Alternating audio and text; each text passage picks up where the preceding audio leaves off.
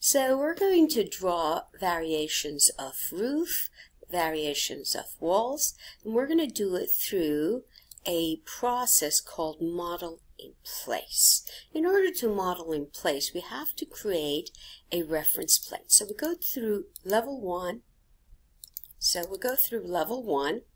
And create a reference plane. Initially, this reference plane, it does not make sense to you. So what I did was, I'm going to do it again. I click on reference plane, draw a line from this junction, drag it. If I want it to be straight, I need to see the dashed line. I'm going to pick it, and I can drag it in different directions if I want, or just simply leave it alone. I would like to name it. I can click on it like there, or I can come on over here and name it. Since it's going north-south, I'm going to call it NS, say apply. Once I call it, you can see the north-south arrow over here. And so now what I like to do in cross-section A, create a component with the roof and use that reference plane. So what I will do is go to section 1, which is this, get rid of the existing roof, or you can leave it. I'm going to get rid of it. Now I'm going to compose the roof. I'm going to enlarge the window. I'm going to compose a roof sloping in that direction. So I go to Architecture, Component, down, Model in Place, choose Roof, and I say OK. Then I'm OK with the choice of the wording, and I use extrusion, and I use the plane, reference plane north-south, and I say OK. I simply draw a line from the bottom of the roof, slope it. It's up to me how much I would like to slope it. I'm going to offset, pick the line, offset. I'm going to make the amount 1 foot.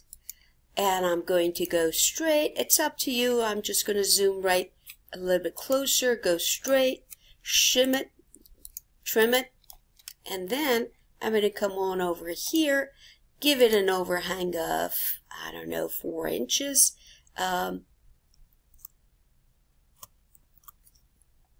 Enter, and then go straight up and trim it. I could have done it with the 8-inch overhang, and let's trim this edge as well. So now this is my roof, and I would like that roof to extrude from starting point, which is that reference point. Initially I'm just going to give it one large amount, which is 10 foot, and say apply. Then I'm going to check it. It goes away because my reference plane is behind me. You need to check it twice.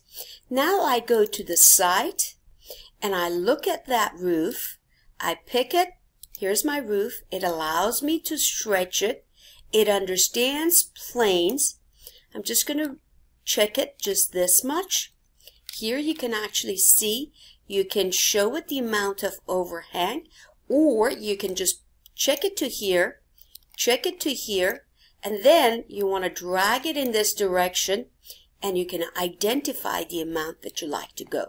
For now, I'm just going to go right against that edge, and it's done.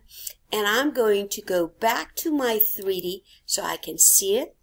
Now I can take this wall and attach it to the top, and it goes like this. Pick this wall, attach it to the top. Because it's a roof, it allows me to do it. Put my finger on the shift, use my mouse to roll it, pick my wall, attach it to the roof, it goes like this. Now I have pretty much finished my roof. This is changing the roof, which dramatically changes the concept of the building.